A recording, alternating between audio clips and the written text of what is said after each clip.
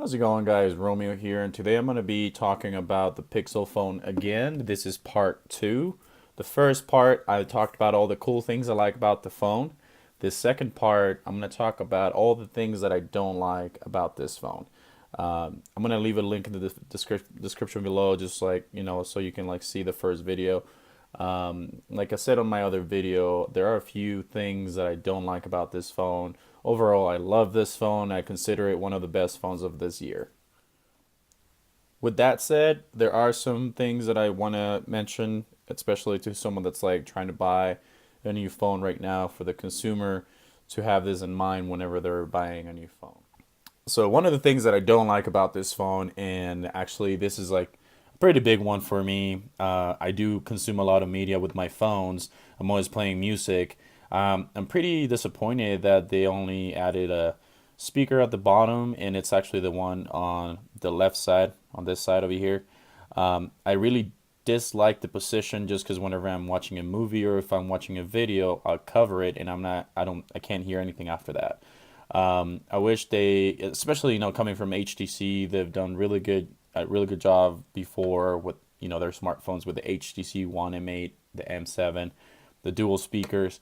I wish they actually use a speaker on this side to also just give you sound, but it looks like it's just the one at the bottom, or even in just like changing the position from here to like the one on the top, so that one like that way whenever you're watching a video, you're not covering the speaker. But definitely that's one of the things I don't like about it. And I wish they improved it, especially with other phones out there like an iPhone or even with the LG G6 that just came out too. They did a really good job with the speakers.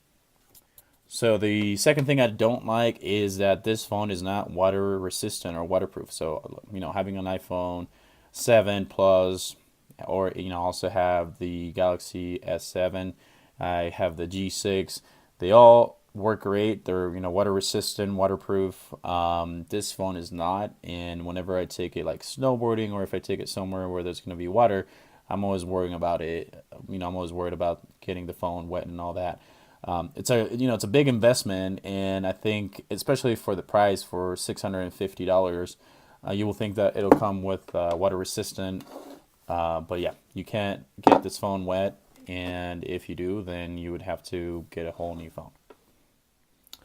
Now, so let me tell you one of the my biggest complaints about this phone, and I don't know if it's going to be a big deal, like the water resistant, but it is definitely something that bothered me when I first got this phone. So, like I told you in my previous video, this is not the first phone I had. I actually had a different Google phone. It had a dead Pixel. They sent me a new one. They were great about it.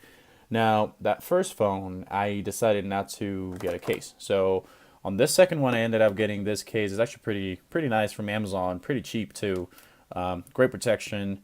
But with my first Google phone, I decided not to do a case. I just wanted to try it without a case because I do that with my iPhone. I do that with my other phones, and whenever like I take it out of the case, it's good throughout the day. I don't get any scratches or anything like that. This foam, I don't know what. I mean, I guess it's just this type of material over here, the aluminum that they used. It scratches really easy. Like I literally had it for a day. That first model that I had it for a day. I had like 3 scratches on the back. All I did was put it in my pocket. I didn't have anything in it. It just kind of got scratched. Also, the glass will get scratched on this side over here.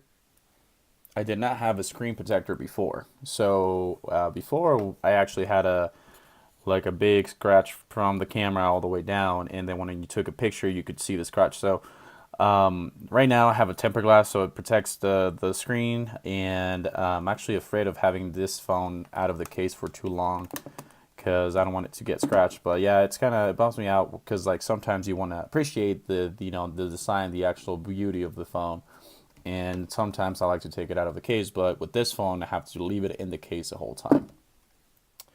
So another thing that I do want to mention, and it's not big just because this is actually something that can be fixed with a software update, but Bluetooth, honestly, it's great. I haven't had a lot of issues with it, but comparing this phone to like the phone that I had before, with my iPhone, whenever I try to connect to any Bluetooth, it never gave me any issues. It was really easy to use.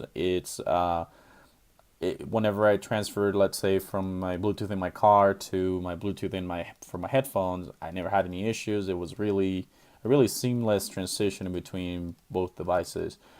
With this phone, sometimes it'll give me some issues where like I try to connect to my Beat Solos, for example. It'll connect, but then when I get in my car, it'll have a hard time trying to connect to my car.